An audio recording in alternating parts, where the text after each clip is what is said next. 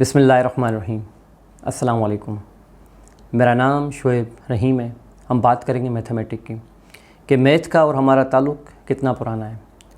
जब कोई बच्चा इस दुनिया में आता है यानी कि पैदा होता है, उस बच्चे से पूछे बगैर, उस बच्चे को बताए बगैर दूसरे लोग उसी बच्चे के ऊपर मैथमेटिक की कैलकुलेशन परफॉर्म कर रहे होते हैं और उस बच्चे को पता भी नहीं होता। इतना ताल्लुक़ पुराना है हमारा मैथमेटिक्स से। मिसाल के तौर पे मैथमेटिक की जो सबसे पहली कैलकुलेशन होती है वो पैसों के लेन देन की होती है, जो कि तकरीबन मोस्ट ऑफ हॉस्पिटल का बिल होता है और दूसरे बच्चे के ऊपर किए जाने वाले अखराजात होते हैं। और हॉस्पिटल भी ऐसी में जाते हैं जिस हॉस्पिटल का ख़र्चा उस फैमिली के बजट में हो, अपने बजट से ज़्यादा वाली हॉस्पिटल में नहीं लेके जाते हैं। तो यहाँ पर भी मैथमेटिक परफॉर्म होती है। तो यहाँ भी वही ज़रब, तफरीक, जमा और काट, ये सारे इस्तेमाल होते हैं। इतना पुराना ताल्लुक़ है हमारा मैथमेटिक्स से। मिसाल के तौर पे बच्चे की डेट ऑफ बर्थ यानी जिस तारीख को बच्चा पैदा होता है उसमें 6 प्लस करके दूसरे लोगों को बता दिया जाता है कि फ़लाँ तारीख को बच्चे की छठी की रस्म है और उसी छठी की रस्म में बच्चे का नाम रखा जाता है और मुख्तलिफ़ कौमों में मुख्तलिफ़ रसूमात भी होती हैं छठी के मौके पर। तो यहाँ पर भी देखें मैथमेटिक की कैलकुलेशन हो गई 6 को उसके डेट ऑफ बर्थ में जमा करके।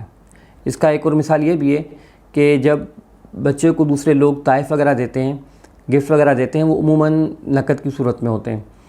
तो बच्चे की जो माँ होती है वो देखती है कि मेरी खाला की बेटी मेरे बच्चे को 300 रुपये दे के गई है, हालांकि मैं उसके बेटे को 500 रुपये दे के आई थी। तो यहाँ पर भी एक किस्म की वो कैलकुलेशन करती है अपने माइंड में, जो एक डेटा सेट बना हुआ है कि उसने फ़िलहाल के बच्चे को इतनी अपने टाइम में, पैदा होने के टाइम पे खर्ची दी थी, तो कितनी थी वो वैसे तो उसको याद नहीं होती, मगर जब भी उसको लेने की बारी आती है तो वो डेटा सेट उसके माइंड में रिकॉल हो जाता है। तो यहाँ पर डेटा सेट के ऊपर वो अपनी परफॉर्मेंस कर रही होती है और यहाँ पर भी एक किस्म की कैलकुलेशन हो रही होती है। तो मैथमेटिक का ताल्लुक़ आप खुद देख लें हमारी ज़िंदगी में कितना पुराना है। जब भी बच्चा थोड़ा सा बड़ा हो जाता है तो इसी बच्चे को उनके वालिदैन किसी स्कूल में दाखिल करवाना चाहते हैं। तो उनकी गली में 3 स्कूल हैं। एक स्कूल की फ़ीस 1000 रुपये पर मंथ है, एक स्कूल की फ़ीस 2000 रुपये पर मंथ है और एक की फ़ीस 5000 रुपये पर मंथ है।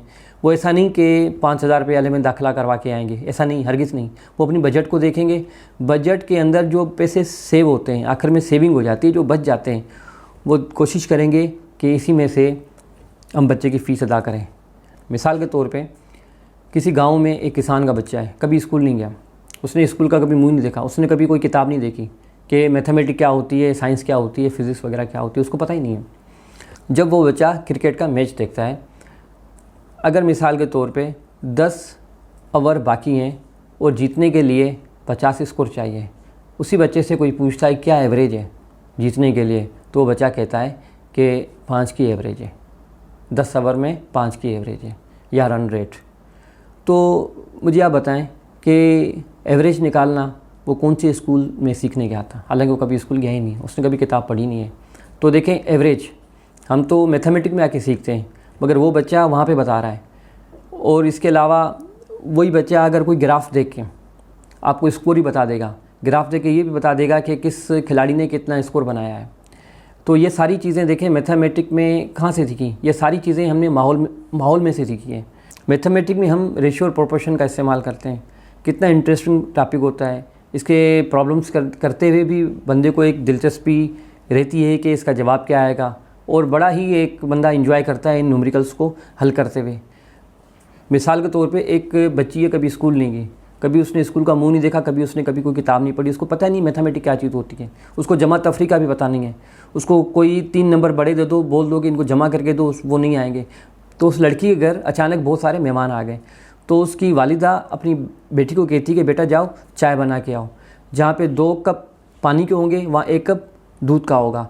तो यहाँ पर एक हिसाब से वालिदा अपनी बेटी को एक रेशो बता रही है दूध का और पानी का, यानी कि जहाँ 2 कप पानी के होंगे वहाँ 1 कप दूध का होगा, यानी 2:1 का रेशो बता रही है। उसको पता भी नहीं कि वो मैथमेटिक्स का इतना इंटरेस्टिंग टॉपिक चाय के अंदर कर रही है।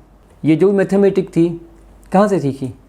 अगर ये सारे लोग कभी कहीं भी स्कूल नहीं गए तो कहाँ से सीखी? ये सारी माहौल से सीखी। यानी कि ज़िंदगी में मैथमेटिक है और ये कुदरत ने रखी हुई है। मैथमेटिक हमारी ज़िंदगी में हर जगह है। हम हर टाइम कहीं ना कहीं से मैथमेटिक कर रहे होते हैं। तो हम ये कह सकते हैं कि हर इंसान के दिमाग में मैथमेटिक एक चिप लगी हुई होती है जिसमें सिर्फ मैथमेटिक का काम होता है। अब ये हमारे ऊपर है कि हम उस चिप में मैथमेटिक के कितने हिस्से से काम लेते हैं। अगर स्कूल जाते हैं, पढ़ते हैं, तो मैथमेटिक उसी चिप से हम थोड़ा ज़्यादा काम लेते हैं।